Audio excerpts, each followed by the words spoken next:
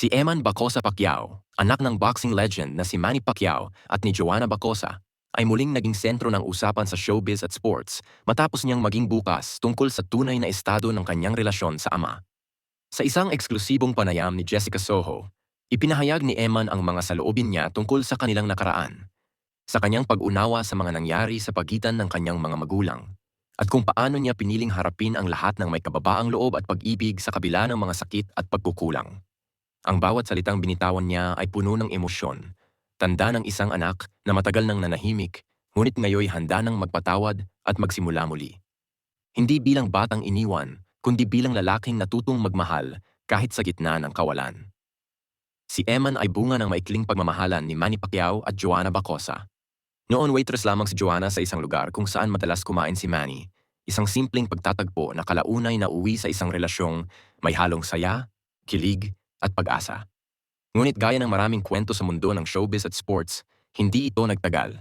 Nagkaroon ng komplikasyon ang lahat nang dumating sa buhay ni Manny ang kanyang magiging asawa na si Jinky Jamora, na kalaunay nagbigay sa kanya ng malaking pamilya at tahimik na tahanan. Sa kabila nito, hindi itinanggi ni Eman na bata pa lamang siya ay alam na niyang kakaiba ang kanyang sitwasyon. Yung maliit pa po ako, naintindihan ko na kaagad yung sitwasyon. Maaga po akong nag-mature sa mga nangyari sa buhay ko. Naintindihan ko po na meron na rin po siyang sariling pamilya kaya hindi na po ako nagtatanong kung bakit. Ani Eman sa panayam, ipinapakita ang lalim ng kanyang pag-unawa sa murang edad. Hindi madaling lumaki na alam mong ang iyong ama ay isa sa pinakatanyag na tao sa buong mundo. Ngunit hindi mo siya nakakasama sa hapagkainan o sa mga simpleng sandaling kailangan mo siya. Sa bawat laban ni Manny sa ring, habang sumisigaw ang buong mundo ng Pacquiao Pacquiao, tahimik namang nakamasid si Eman sa telebisyon.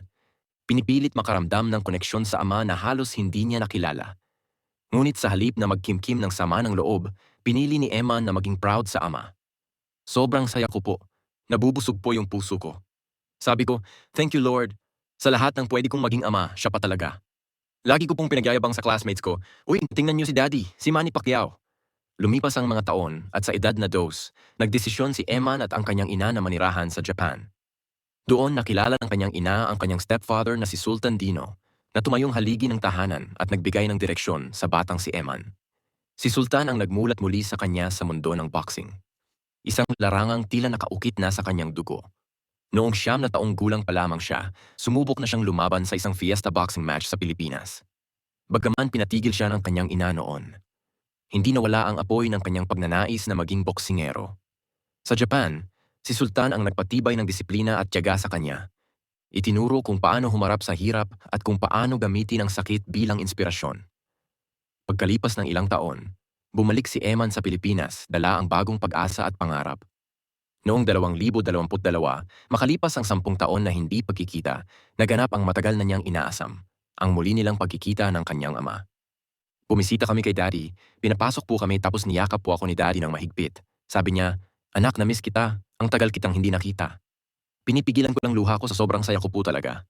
10 taon po kasi kaming hindi nagkita. Ang tagpong iyon ay tila eksena sa pelikula. Ang anak na matagal nang naghintay, sa wakas ay niyakap ng amang dati ay abala sa laban sa loob ng ring. Ngayon ay nakikipaglaban naman sa emosyon ng isang amang gustong bumawi. Sa muling pagkikita nilang iyon, nabuksan ang pintuan ng komunikasyon. Sa pagitan ng mga luha at yakap, sinabi ni Eman ang matagal na niyang pangarap, ang maging boksingero tulad ng kanyang ama. Ngunit ang tugon ni Manny ay puno ng pag-aalala. Sinabihan ko po siya na, Dad, plano ko pong mag-boxing. Sabi niya, mahirap mag-boxing. Mag-aral ka na lang, papuntahin na lang kita sa Amerika. Pero sabi ko, Dad, passion ko po talaga yung boxing eh. Sa mga salitang iyon, ipinakita ni Eman na hindi siya basta sumusunod lang sa yapak ng ama, kundi tinutugunan niya ang tawag ng kanyang sariling puso. Hindi inaasahan ni Eman ang magiging reaksyon ni Manny pagkatapos. Sa halip na pigilan, tinulungan siya ng ama. Tapos pinirmahan niya yung papeles ko. Sabi niya, Nak, gawin kitang Pacquiao para mabilis pag-angat mo sa boxing. Parang bumawi po siya sa akin. Sabi ko, Hala, thank you Lord. Pumasok po ako sa kwarto, dun po ako umiyak. Sabi ko, thank you Lord sa simpleng kilos na iyon, ang pagpirma sa apelido. Parang itinama ni Manny ang isang pagkukulang ng nakaraan. Sa sandaling iyon, hindi lang pangalan ang ibinigay niya kay Eman, kundi pagkilala, pagtanggap, at isang pagkakataon na maramdaman ng anak na kabilang siya sa pamilyang matagal na niyang hinangad makasama. Hindi nagtagal, nagkaroon sila ng masinsinang pag-uusap, isang heart-to-heart talk na nagbigay daan sa pagpapatawad. Humingi na rin po siya ng tawad sa akin. Pinatawad ko na rin naman po siya. Sabi ko, Dad, naintindihan ko naman sitwasyon niyo. Ang importante po sa akin, makasama kayo. Sa mga salitang iyon, naghilom ang isang sugat na matagal nang nakatago.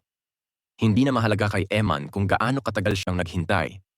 Basta't dumating ang araw na yakapin siya ng ama at maramdaman niyang hindi na siya kailangang magtanong pa kung bakit siya iniwan noon. Ngayon si Eman ay hindi na lamang anak ni Manny Pacquiao. Siya ay isang boksingerong unti-unting hinuhubog ng sariling karanasan at dedikasyon.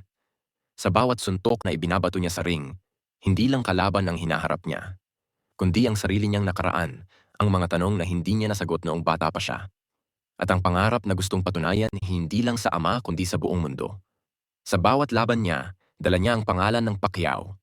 Hindi bilang pabigat, kundi bilang inspirasyon. Kamakailan lumaban si Eman sa Trilla in Manila 2.